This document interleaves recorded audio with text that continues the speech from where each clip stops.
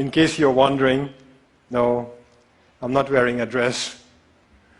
And no, I'm not saying what I'm wearing underneath. This is a ko. This is my national dress. This is how all men dress in Bhutan. That is how our women dress. Like our women, we men get to wear pretty bright colors. But unlike our women, we get to show off our legs. Our national dress is unique. But this is not the only thing that's unique about my country. Our promise to remain carbon neutral is also unique. And this is what I'd like to speak about today, our promise to remain carbon neutral. But before I proceed, I should set you the context. I should tell you our story. Bhutan is a small country in the Himalayas. We've been called Shangri-La, even the last Shangri-La. But let me tell you right off the bat, we are not Shangri-La.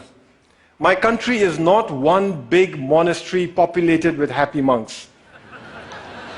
The reality is that there are barely 700,000 of us, sandwiched between two of the most populated countries on earth, China and India. The reality is that we are a small, underdeveloped country doing our best to survive. But we're doing okay. We are surviving. In fact, we are thriving. And the reason we are thriving is because we've been blessed with extraordinary kings. Our enlightened monarchs have worked tirelessly to develop our country, balancing economic growth carefully with social development, environmental sustainability, and cultural preservation, all within a framework of good governance. We call this holistic approach to development gross national happiness, or GNH. Back in the 1970s, our first king famously pronounced that for Bhutan, gross national happiness is more important than gross national product.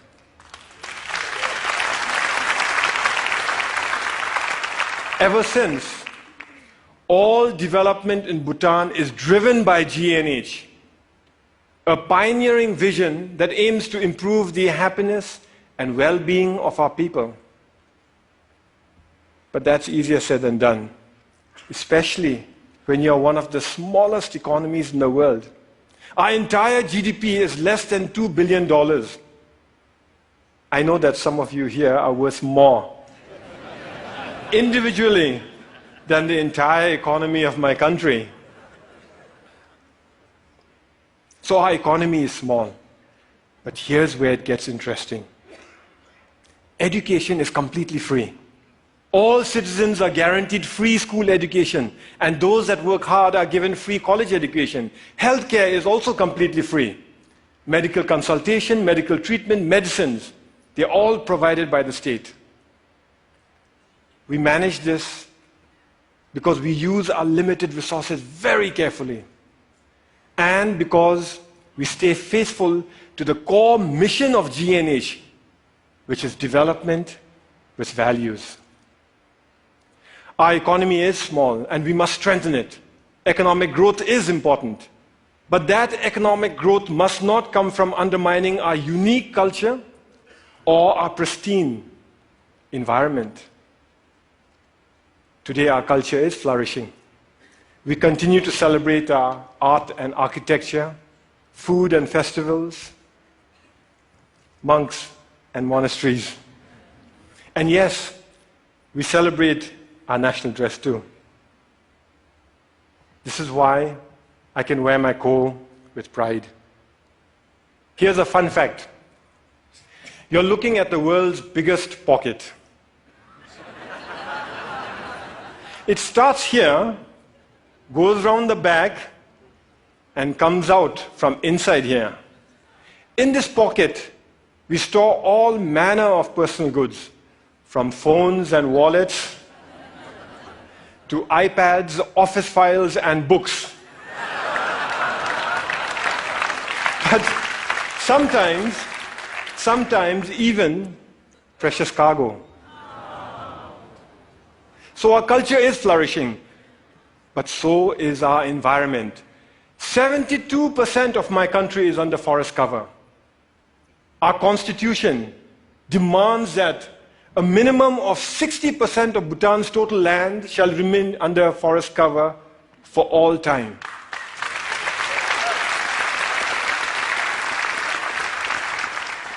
Our constitution, this constitution, imposes forest cover on us. Incidentally, our king used this constitution to impose democracy on us. You see, we, the people, didn't want democracy. We didn't ask for it. We didn't demand it. And we certainly didn't fight for it. Instead, our king imposed democracy on us by insisting that he include it in the constitution.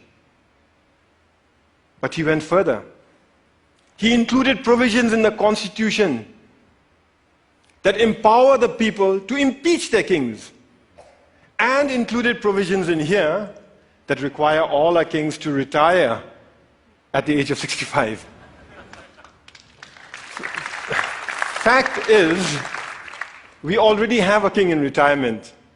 Our previous king, the Great Fourth, retired 10 years ago at the peak of his popularity. He was all of 51 years at that time. So as I was saying, 72% of our country is under forest cover. And all that forest is pristine. That's why we are one of the few remaining global biodiversity hotspots in the world. And that's why we are a carbon neutral country. In a world that is threatened with climate change, we are a carbon neutral country. Turns out it's a big deal. Of the 200 odd countries in the world today, it looks like we are the only one that's carbon neutral. Actually, that's not quite accurate. Bhutan is not carbon neutral. Bhutan is carbon negative. Our entire country generates 2.2 million tons of carbon dioxide. But our forests, they sequester more than 3 times that amount. So we are a net carbon sink for more than 4 million tons of carbon dioxide each year. But that's not all. We export most of the renewable electricity we generate from our fast-flowing rivers. So today, the clean energy that we export offsets about 6 million tons of carbon dioxide in our neighborhood. By 2020, we'll be exporting enough electricity to offset 17 million tons of carbon dioxide. And if we were to harness even half our hydropower potential, and that's exactly what we are working at, the clean, green energy that we export would offset something like 50 million tons of carbon dioxide a year. That is more CO2 than what the entire city of New York generates in 1 year. So inside our country, we are a net carbon sink. Outside, we are offsetting carbon. And this is important stuff. You see, the world is getting warmer. And climate change is a reality. Climate change is affecting my country. Our glaciers are melting, causing flash floods and landslides, which in turn are causing disaster and widespread destruction in our country. I was at that lake recently. It's stunning. That's how it looked 10 years ago. And that's how it looked 20 years ago. Just 20 years ago, that lake didn't exist. It was a solid glacier. A few years ago, a similar lake breached its dams and wreaked havoc in the valleys below. That destruction was caused by one glacial lake. We have 2,700 of them to contend with. The point is this: my country and my people have done nothing to contribute to global warming. But we are already bearing the brunt of its consequences. And for a small, poor country, one that is landlocked and mountainous, it is very difficult. But we are not going to sit on our hands doing nothing. We will fight climate change. That's why we have promised to remain carbon neutral. We first made this promise in 2009 during COP15 in Copenhagen. But nobody noticed. Governments were so busy arguing with one another and blaming each other for causing climate change that when a small country raised our hands and announced, we promise to remain carbon neutral for all time, nobody heard us. Nobody cared. Last December in Paris, at COP21, we reiterated our promise to remain carbon neutral for all time to come. This time we were heard. We were noticed and everybody cared. What was different in Paris was that governments came around together to accept the realities of climate change and were willing to come together and act together and work together. All countries, from the very small to the very large, committed to reduce the greenhouse gases emissions. The UN Framework Convention for Climate Change says that if these so-called intended commitments are kept, we'd be closer to containing global warming by 2 degrees Celsius.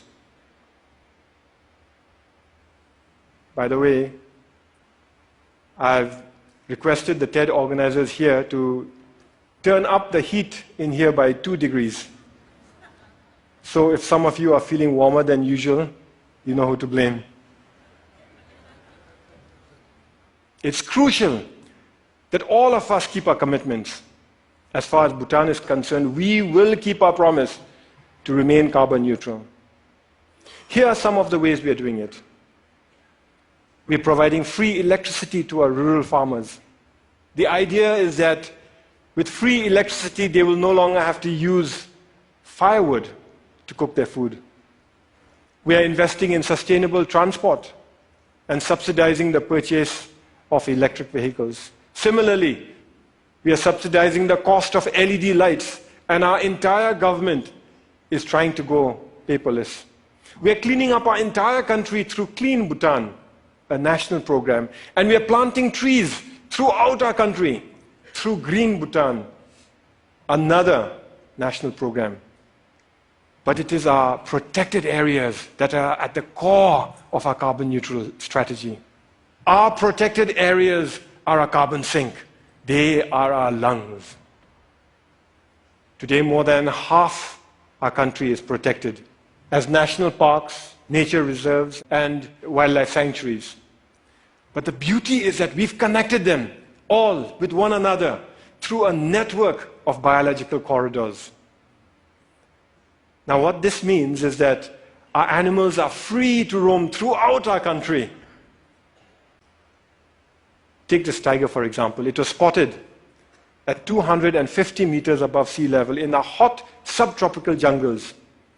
2 years later, that same tiger was spotted near 4,000 meters in our cold alpine mountains. Isn't that awesome?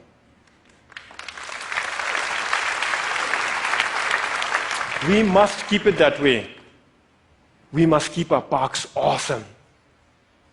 So every year we set aside resources to prevent poaching, hunting, mining, and pollution in our parks, and resources to help communities who live in those parks manage their forests, adapt to climate change, and lead better lives while continuing to live in harmony with Mother Nature.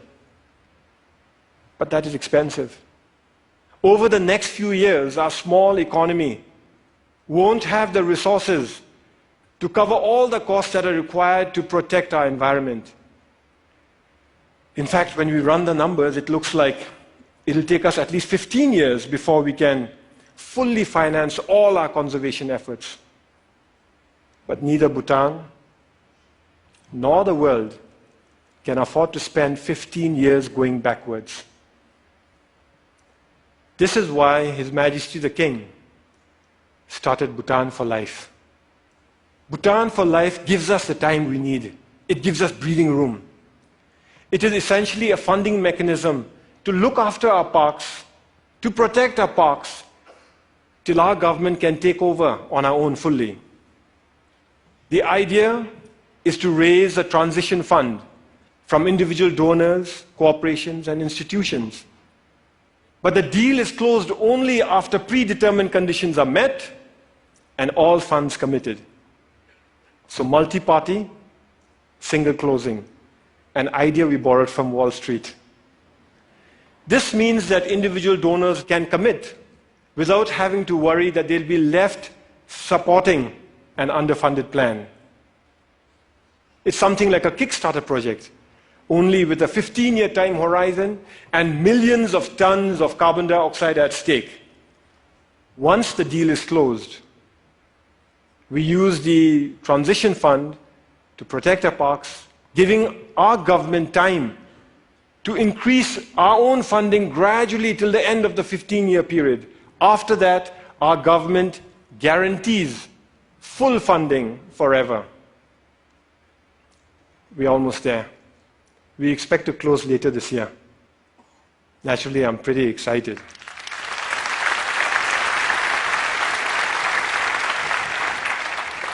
The World Wildlife Fund is our principal partner in this journey. And I want to give them a big shout out for the excellent work they're doing in Bhutan and across the world. Whew, it is getting warm in here.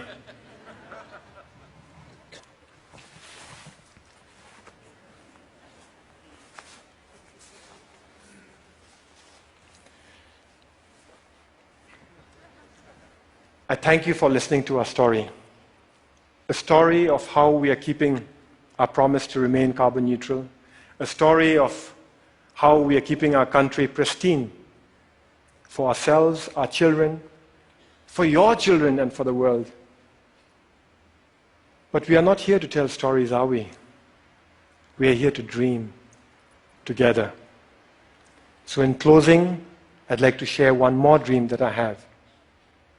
What if we could mobilize our leadership and our resources, our influence and our passion to replicate the Bhutan for Life idea to other countries so that they too can conserve their protected areas for all time? After all, there are many other countries who face the same issues that we face. They too have natural resources that can help win the world's fight for sustainability. Only they may not have the ability to invest in them now. So what if we set up Earth for Life, a global fund, to kickstart the Bhutan for Life throughout the world? I invite you to help me to carry this dream beyond the borders to all those who care about our planet's future. After all, we're here to dream together, to work together, to fight climate change together, to protect our planet together. Because the reality is, we are in it together. Some of us might dress differently, but we are in it together. Thank you very much. And Thank you. Thank you. Thank you. Thank you.